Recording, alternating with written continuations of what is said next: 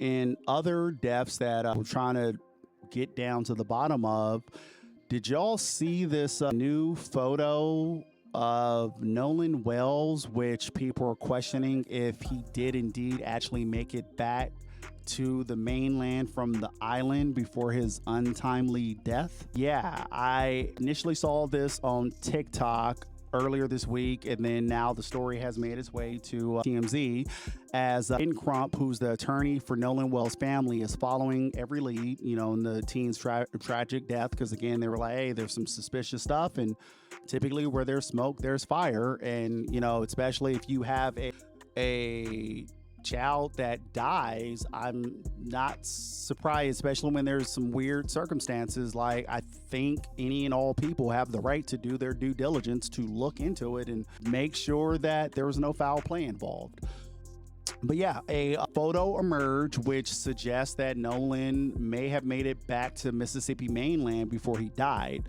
Now, the picture is circulating social media. It shows a group of teens at a land-based pool party, and it's unfortunately, again, it's a picture of a whole bunch of white people, white teenagers, let me say that, in a pool, and there's one black person that's kind of like looking back while this white guy has his arm around him, they're buds or whatnot. And that black kid is allegedly Nolan Wells by all accounts. People are saying that is Nolan Wells, and this appears to be from that same weekend. Now, part of the reason why these questions are coming up is, again, Nolan Wells. This happened on the weekend of 4th of July, and it is believed that this picture was taken at 1 a.m. on June 5th, and it was reposted by some other page. But basically, Crump said in his caption, "Now listen, I don't know if these are facts or rumors because no official statements have been confirmed. We sometimes have to follow all clues until the truth is found."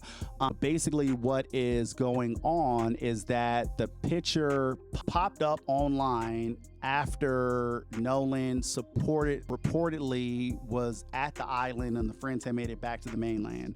So, again, as the story goes, Nolan and some friends, they go to this island, they have this party. According to his friends, Nolan stayed back with some girl that he was chatting with. The girl claims that that's not the case, but his friends left and they took his phone with them as they left. And then after the actual time that happened, a picture popped up on social media which shows Nolan Wells inside of a pool.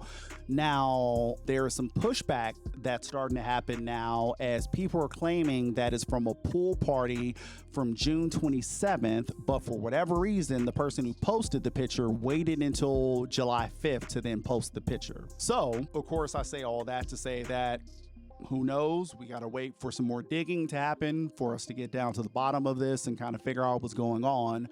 But again, as my brain tends to work and looking into things and me researching this article, I will say that some things that I found odd, and I was trying to search this whole Nolan Wells new photo.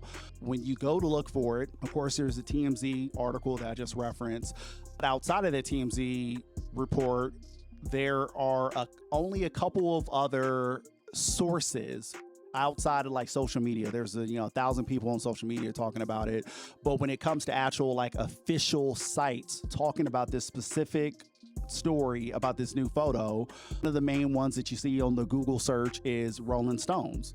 And I, quite frankly, first that stood out as odd to me because why is Rolling Stones reporting on this? Even going back to the TMZ report, they said, however, Nolan's friend Tristan Shepard told Rolling Stone the picture isn't actually from July 5th. He says it's from the pool party on June 27th. But why, again, is Rolling Stones involved in this death case?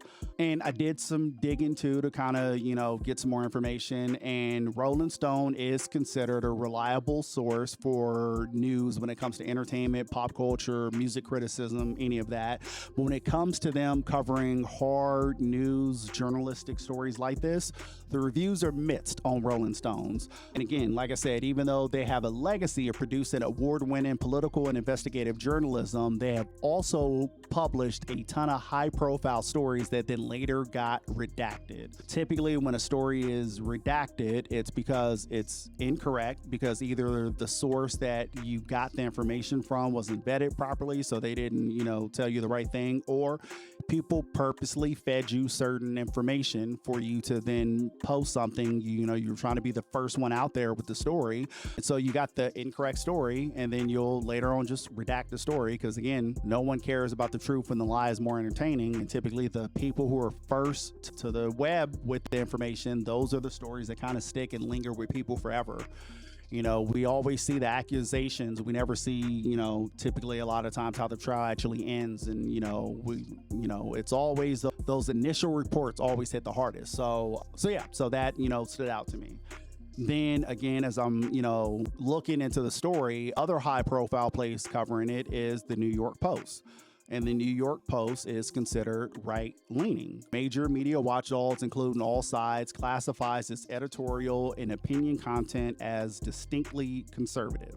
And then lastly, there was a third place, as I'm doing my Googles, that I see talking about this specific story and about how this photo is from June 27th. All, again, Rolling Stone, New York Post, and this other place are all saying the same exact thing. And this third one was People Magazine.